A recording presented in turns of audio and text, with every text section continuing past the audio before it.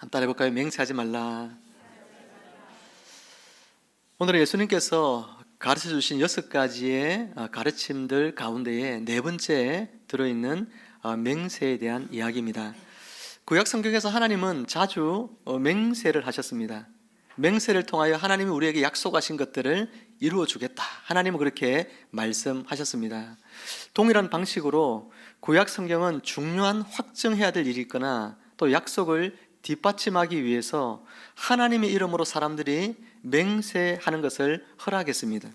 그리고 서약한 맹세를 지키는 일에 성도가 신실할 것을 또한 요구하고 있죠. 바꾸어 말하면 하나님도 맹세하셨고 하나님 백성들에게도 맹세하라고 이야기하셨고 또 맹세한 것은 잘 지켜야 된다, 그렇게 가르쳤다는 거예요. 가을이면 우리 교회의 자녀들이 줄줄이 결혼을 합니다.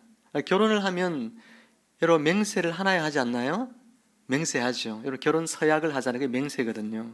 하나님 앞에서 사람 앞에서 서약을 합니다. 맹세를 하는 것입니다. 그런데 오늘 예수님께서 뭐라고 말씀하고 있습니까? 도무지 뭐 하지 말라? 맹세하지 말라, 그렇게 이야기하고 있다는 거죠. 이 말은 무슨 뜻일까요? 너희는 절대로 맹세하지 말라는 뜻일까요?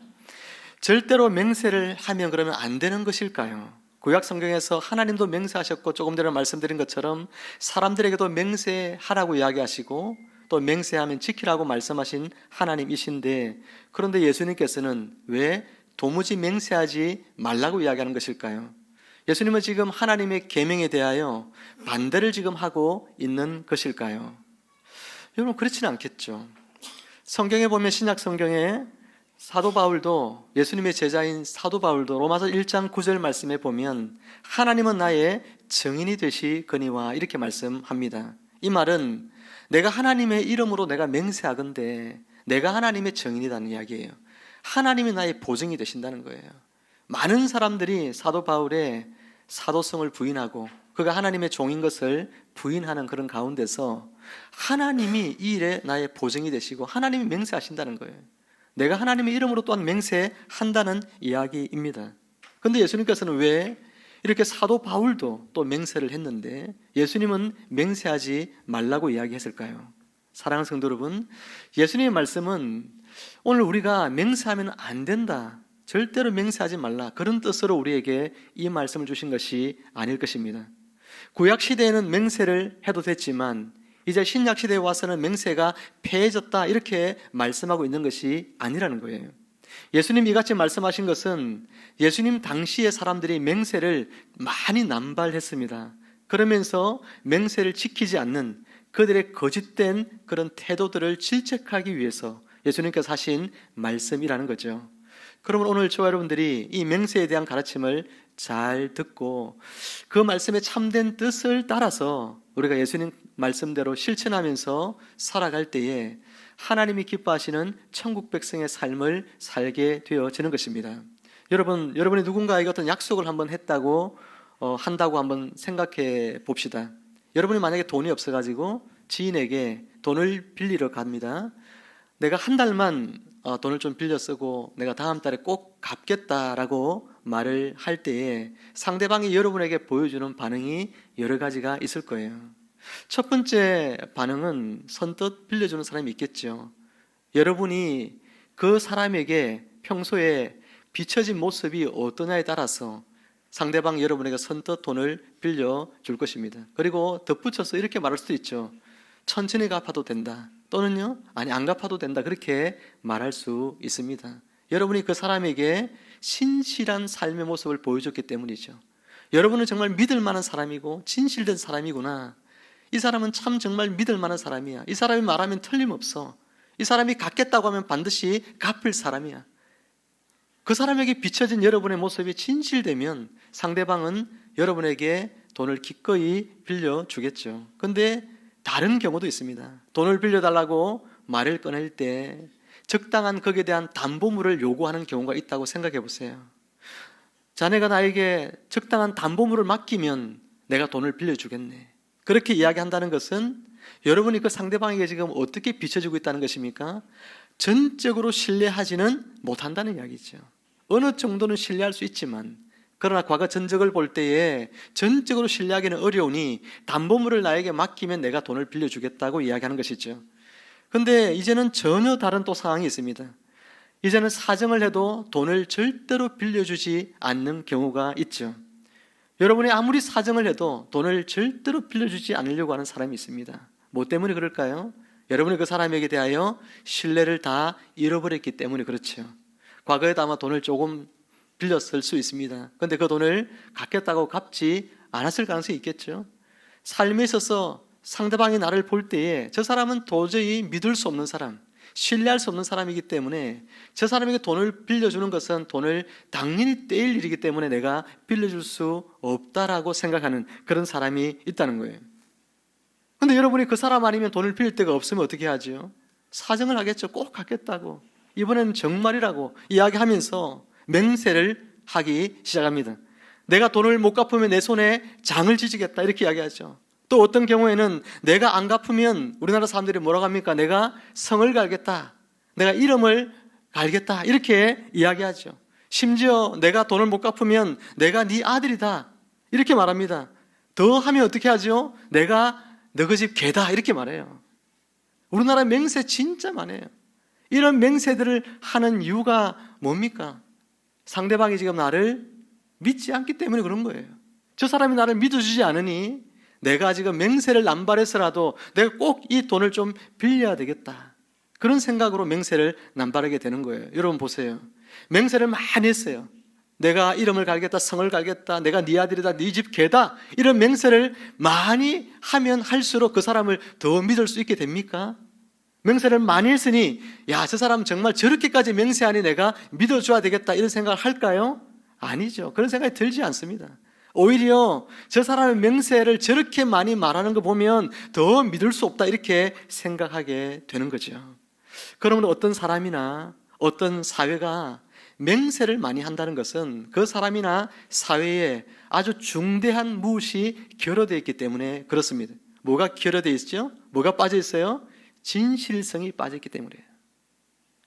어떤 계약을 하나 해도 뭔 도장을 그리 많이 찍고, 그죠? 또 간인을 하고, 또 이 계약서를 붙여서 찍고, 한 장 한 장 페이지 넘길 때마다 또, 그죠? 접어서 아래 위로 또 찍고 막 그러잖아요. 사회가 진실성에 결여된 사회일수록요, 뭐 하나 계약서를 작성해 보면요 엄청 복잡합니다. 그렇게까지 했어도 뭡니까? 공정을 또 합니다. 법적인 효력을 얻기 위해서 그러죠. 진실성이 결여된 사회, 그런 사회를 우리는 살아가고 있습니다. 오늘 하나님의 백성인 우리는 어떻게 살아야 될까요? 아무 맹세를 하지 않아도 우리의 말 한마디, 우리의 행동 하나하나만으로도 사람들이 저 사람 신뢰할 만해 라고 생각하는 그런 진실함, 그리고 정직함을 가지고 살아가는 사람이 어떤 사람이라는 거예요? 하나님의 백성입니다. 천국 백성이에요. 저 사람은 그냥 말 한마디, 어떤 말을 하든 그냥 믿을 만한 사람이야, 이런 소리를 들을 수 있는 사람이 천국 백성이라는 이야기죠. 그런데 당시 바리새인들은 자신들의 진실과 정직을 드러내기 위해서 더 많은 맹세를 했습니다. 맹세를 많이 함으로써 자신이 더 진실하다는 것을 사람들에게 과시하고 보여주기를 원했어요. 하지만 저들은 그 수많은 맹세만큼이나 거짓으로 가득 차 있었습니다. 한마디로 맹세는 많았지만 진실하지는 않은 것이죠. 오늘로 치면 교회는 다니지만 진실하지 않는 거예요. 기도생활 열심히 하지만 진실하지 않는 거예요. 정직하지 않는 거예요. 말씀 열심히 읽지만 진실하지 않고 정직하지 않는 것과 같은 것입니다. 34절과 우리 35절 말씀을 한번 같이 한번 읽어볼까요? 34, 35절입니다. 시작. 나는 너희에게 이르노니 도무지 맹세하지 말지니 하늘로도 하지 말라, 이는 하나님의 보좌임이요, 땅으로도 하지 말라, 이는 하나님의 발등상임이요, 예루살렘으로도 하지 말라, 이는 큰 임금의 성임이요. 아멘. 바리새인들은 하나님의 이름으로 맹세를 하게 되면, 이거는 하나님의 이름으로 맹세하니까 반드시 지켜야 하잖아요. 그러니 이게 부담스럽죠. 그래서 핑계를 대는 것이 어떻게 하나님의 이름으로 맹세할 수 있겠냐, 거룩하신 하나님의 이름으로. 그래서 하나님의 이름을 대체할 수 있는 다른 것들로 맹세를 하는 거예요. 하나님 만드신 창조 세계 중에서 변하지 않는 불변적인 요소를 가진 것, 하나님의 속성을 닮은 것, 그 중에 가장 대표적인 게 뭐가 있죠? 하늘이죠. 하늘로 맹세하거나 땅으로 맹세하거나, 또 하나님이 계신 그 성전이 어디 있죠? 예루살렘이 있잖아요. 예루살렘으로 맹세하거나, 또는 더 나아가면 성전으로 맹세하거나. 여러분, 하나님의 이름으로 맹세한 건 아니에요. 그런데 하나님을 대체할 수 있을 만한, 내가 성전으로 맹세했다는 건 사실은 하나님의 이름으로 맹세한 거 사실은 똑같은 건데, 이 사람들은 하나님의 이름으로 맹세하면 반드시 지켜야 되는데 너무 부담스러우니까 하나님의 이름을 대체할 수 있는 다른 것들로 맹세를 하기 시작한 것입니다. 이런 것들로 맹세하면 그들의 혹시 맹세를 지키지 못할 일이 생길 때 어떻게 되죠? 하나님의 이름으로 맹세한 것이 아니기 때문에 이것은 지키지 않아도 괜찮다라고 하는 생각을 가지게 되는 거예요. 그 사람들에게도 그렇게 자기의 제자들에게 가르치게 된다는 것입니다. 사실 근데 이것은 기만이죠. 하나님을 속이는 행위인 것입니다. 예수님께서는 이 바리새인들의 이와 같은 행태를 보면서 사람들에게 34절에서 너희는 도무지 맹세하지 말라 이렇게 가르쳤다는 거예요. 맹세 자체를 해서는 안 된다는 말이 아닙니다. 너희는 맹세가 필요 없을 정도로 너희의 말에, 행동에 있어서 진실하고 정직한 사람이 되라는 이야기예요. 도무지 맹세하지 말라는 이야기는 맹세가 필요 없는 사람이 되라는 겁니다. 맹세를 하는 사람들은 다 자신의 위선을 감추기 위해서, 자신의 거짓을, 자신의 부정직한 삶을 감추기 위해서 맹세를 자꾸만 남발하니 너희들은 맹세하지 않아도 되는 진실된 사람이 되라고 이야기하는 거예요. 예수님은 그러면서 37절에서 이렇게 이야기합니다. 오직 너희 말은 옳다 옳다 아니라 아니라 하라. 이에서 지나는 것은 악으로부터 나느니라.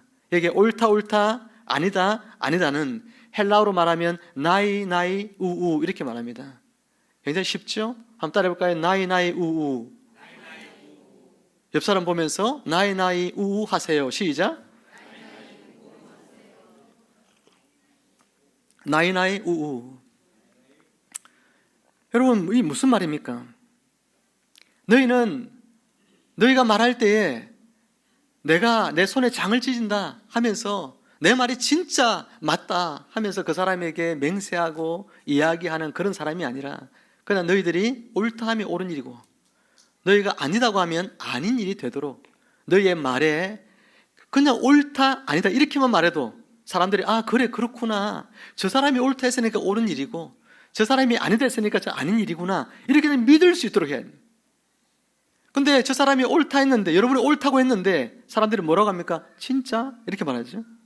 진짜 옳은 일 맞아? 진짜 옳다니까. 진짜야? 진짜라니까. 내 거짓말이면 내 손에 장을 찢는다니까. 이러면서 그 사람이 뭡니까? 내가 옳다는 걸 계속 항변하잖아요.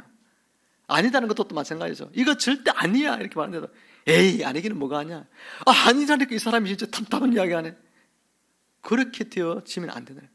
여러분이 옳다 하면 옳구나, 아니다 하면 아니구나, 저 사람이 이야기했으니까 맞지.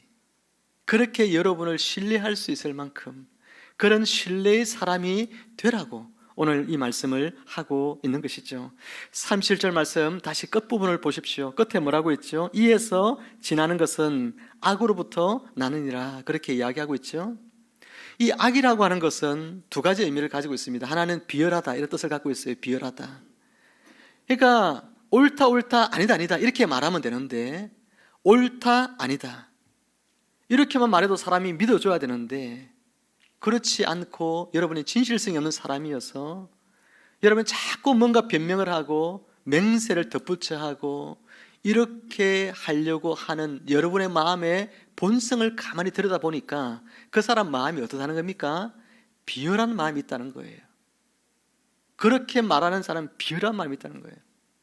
그 비열한 마음을 품고 사람들에게 여러분의 거짓을 계속해서 진실인 양 포장하면서 맹세하고 또 맹세하고 그렇게 하지 말라고 이야기하는 것이죠. 또 이 악이라는 단어는 두 번째는 악한 자라는 뜻으로 해석합니다. 이 악한 자는 뭐예요? 악한 자는 바로 사단을 의미하는 것이죠.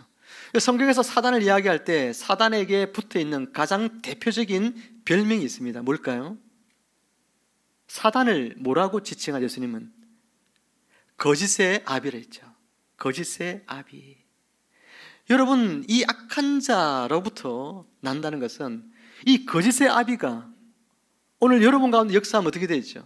내가 거짓이 가득 차게 되는 거예요. 내가 하는 말 속에 진실이 없고 내가 자꾸만 거짓을 진실인 것처럼 포장하고 자꾸 변명하고 맹세하게 된다라고 이야기하는 것입니다. 사랑하는 성도 여러분, 그러니 오늘 우리가 옳다 또 아니다 이걸 분명하게 말할 수 있는 사람이 되어야 되고, 옳다 아니다만 말해도 사람들이 믿어줄 수 있는 그런 진실한 사람이 되어지라고 오늘 예수님께서 우리에게 말씀하고 있는 거예요. 성도는 예 또 아니요 라고 말해도 상대방이 충분히 믿어줄 수 있는 그런 사람이 되어야 됩니다. 성도의 말 자체가 사람들 사이에 통용되는 신용이 되어야 되고 보증이 되어야 되고 공정이 되어져야 하는 것이죠. 사회생활 하실 때도 마찬가지입니다. 저 사람 광주 샘물교회 집사래 이렇게 말하면 어떻게 해요? 사람들이 믿어줘요. 저 사람 광주 샘물교회 집사래 이 말 자체가 보증의 수단이 되어져야 한다는 이야기예요.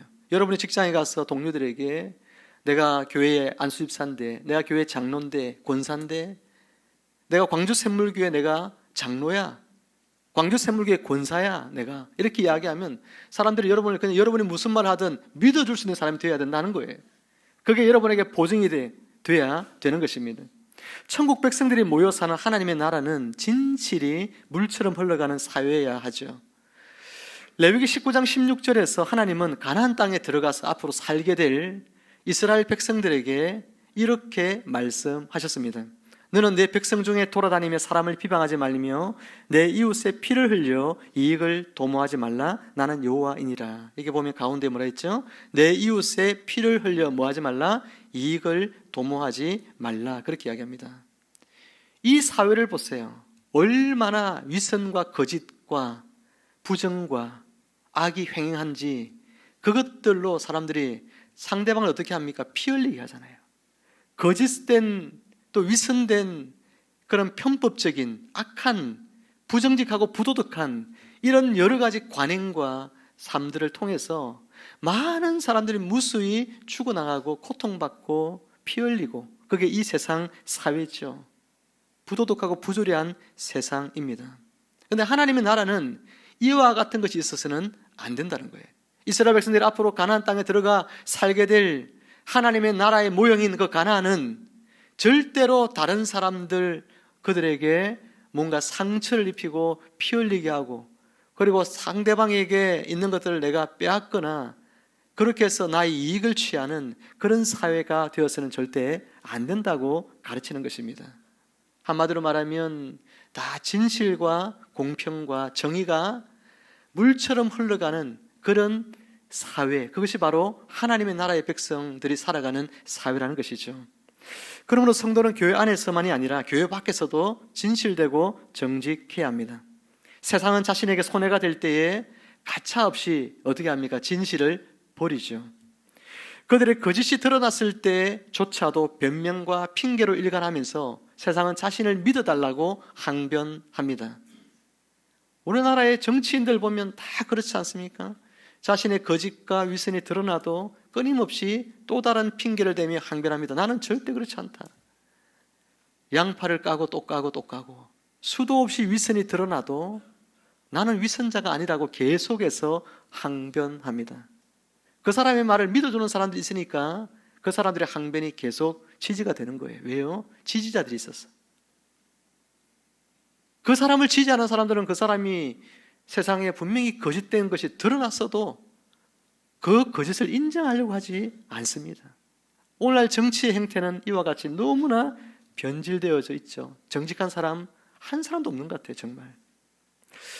하지만 성도는요, 비록 자기에게 손해가 되는 일이 생긴다 해도 진실해야 합니다. 성도가 행하는 모든 일에는 하나님의 이름이 걸려있기 때문에 여러분의 삶 가운데서 진실하고 정직하게 행하라고 이야기합니다. 혹자는 그렇게 말하죠. 그렇게 살면 세상에서 바보 취급 당한다고 말합니다. 실제로 너무 깨끗하게 살면 주변에 친구도 없고 외톨이가 되어지는 그런 경우가 종종 있죠. 또 사람들로부터 비방을 듣기도 합니다. 너만 착하냐? 너만 정직하냐? 라는 소리를 듣기도 합니다. 심지어 부모도 자식이 너무 진실하고 착하면 어떻게 말합니까? 아이고 저렇게 살아가지고 이 세상을 어떻게 살까? 그런 걱정을 하기도 합니다. 저도 제 아들이 인도에 있을 때 작은 일들에 마음을 상해서 힘들어하는 모습을 보거나 또 하나님 나라의 일을 위해서 열심히 애쓰는 모습을 보면서 제가 그런 생각을 정말 했고, 제가 여러 번 집사람에게도 이야기를 한 적이 있어요. 저렇게 착해 빠져가지고 이 험한 세상을 어떻게 살라고 하노? 이런 생각을 제가 했어요. 저렇게 착해가지고 이 세상을 어떻게 살아갈까? 그런 생각을 한 적이 있는데, 오히려 한국으로 돌아온 아들과 함께 지내면서 그렇게까지 걱정 안 해도 되겠네, 그런 생각이 드는 순간 제 마음에 순간 안심하는 마음이 들더라고요. 참 제가 얼마나 제 속사람을 살펴보면서 내 안에 이렇게 세상의 때가 많이 묻어 있구나, 세상 방식으로 내가 생각하고 사는 것이 참 많구나, 그런 생각을 정말 하게 되어지면서 부끄러웠습니다. 사랑하는 여러분, 아이가 진실하면 얼마나 좋아요. 요즘 같은 시대에 자녀가 진실하고 착해서 말씀대로 정직하게 산다면 얼마나 감사한 일인가요? 그런데도 혹시 여러분 중에 저처럼 자녀가 너무 진실하고 착해서 저래 가지고 세상 어떻게 살까 하는 그런 걱정을 하는 분이 있다면, 우리 오늘 이 말씀 듣고 함께 마음을 고쳐먹고 하나님 앞에 회개할 수 있기를 바랍니다. 이제 말씀을 맺습니다. 7년 전 통계이긴 하지만 아주 의미 있는 통계여서 제가 하나 나누어 보겠습니다. 흥사단 투명사회운동본부 윤리연구센터가 2017년에 전국의 초중 고등학생 2만 명을 대상으로 청소년 정직 지수를 조사했습니다. 그 결과를 2017년 12월에 발표를 했는데, 고등학생의 61%가 친구의 숙제를 뺏겨서 낸다고 대답을 했어요. 친구의 숙제를 뺏겨서 내는 친구 61%, 55%는 나에게 10억이 주어진다면 죄를 짓고 1년 정도 감옥에 갈 의향이 있다. 여러분, 얼마나 이렇게 횡령하고 감옥 가는 사람들 많잖아요. 수십억을 횡령해도 오래 살지도 않고 이러니까 10억이 나에게 주어진다면 내가 죄를 지어서 10억을 내가 얻을 수 있다면 1년 정도 감옥에 갈 수 있다, 이렇게 말한다는 거예요. 46%가 내 것을 빌려주기 싫어서 친구에게 거짓말을 한다 라고 응답을 합니다. 내 걸 빌려주기 싫으니까 거짓말하는 거예요. 절반 정도가 그렇게 합니다. 여러분, 청소년들의 정직과 윤리의식이 얼마나 현저하게 낮은지를 보여주죠. 이게 7년 전 통계니까 지금은 훨씬 더 또 강화됐지 않겠습니까? 사회가 부정이, 그리고 편법이, 거짓이 얼마나 많이 난무하면 청소년들이 무엇을 보고 배울 것이 없으니 청소년들이 이와 같은 의식을 갖게 되는 것이죠. 이런 사회에서 우리는 희망이 있을까요? 우리 자녀들이 자라가는 세상, 이런 사회가 진실과 정의가 사라진 이 세상 속에 살아가는 자녀들 세대에 무슨 희망이 있을까요? 여러분, 이들에게 희망이 될 수 있다면 그것은 어디여야 할까요? 저는 단언코 교회여야 한다 생각합니다. 그 성도들이 이런 희망 없는 사회에 해답이 되어야 되고 그들에게 소망의 이유가 되어져야 한다고 믿습니다. 모쪼록 오늘 주님이 도무지 맹세하지 말라 라고 하신 말씀처럼 맹세하거나 변명하고 핑계대지 않아도 사람들이 저 사람 예수 믿는 사람이잖아, 저 사람 말은 신뢰할 수 있어 라고 그냥 믿을 수 있는 사람, 저 사람 말이면 그냥 다 받아들일 수 있는 그런 사람이야 라고 사람들 속에서 여러분이 인정받을 수 있는 그런 참 신자, 참 하나님의 백성이 다 되셔서 오늘 세상이 우리를 볼 때, 또 우리 광주 샘물교회를 볼 때에 참 이 부도덕하고 부정직한 이 세상 가운데서 한 줄기 빛처럼 교회는 참으로 진실되고 교회 성도들은 참으로 정직하구나, 저들의 삶이 오늘 이 사회의 희망이 된다라고 이야기할 수 있는 그런 한국교회가 되고 우리 교회가 되고 우리 성도님들의 삶이 되어져서 세상 사람들이 여러분을 보고 하나님께 영광 돌려지고 여러분을 보고 나도 저 사람이 믿는 교회를 다녀야 되겠다 이렇게 생각할 수 있는 그런 축복이 여러분 삶에 풍성하게 나타날 수 있도록 여러분이 정말 참 신자의 삶을 살아가시기를 주님의 이름으로 축원합니다. 함께 기도하겠습니다. 하나님 아버지 감사합니다. 오늘 우리에게 주신 귀한 말씀을 마음에 담게 해 주시고 도무지 맹세하지 말라고 하신 예수님의 말씀을 오해하지 않고 이 말씀의 뜻은 우리가 맹세하지 않아도 사람들이 믿어줄 수 있는 사람, 신뢰할 만한 사람, 진실되고 정직한 사람이 되어가신 이 교훈을 우리가 마음에 담고 하나님 참으로 진실되고 정직한 삶을 살아갈 수 있도록 인도하여 주옵소서. 하나님 우리 안에 얼마나 많은 죄성들이 있는지, 하나님 우리가 아무리 진실되게 정직하게 살려고 해도 그렇게 사라지지 못하는 또 우리의 삶이 있음을 고백합니다. 성령 하나님 우리 안에 계시죠. 오늘도 우리 안에 계신 성령께서 우리를 거룩하고 진실된 길로 인도하여 주셔서 하나님의 말씀대로 우리가 법 없이도 살아가는 진실된 삶을 살아갈 수 있도록 은혜 베풀어 주시옵소서. 감사하오며 예수님의 이름으로 기도하옵나이다. 아멘.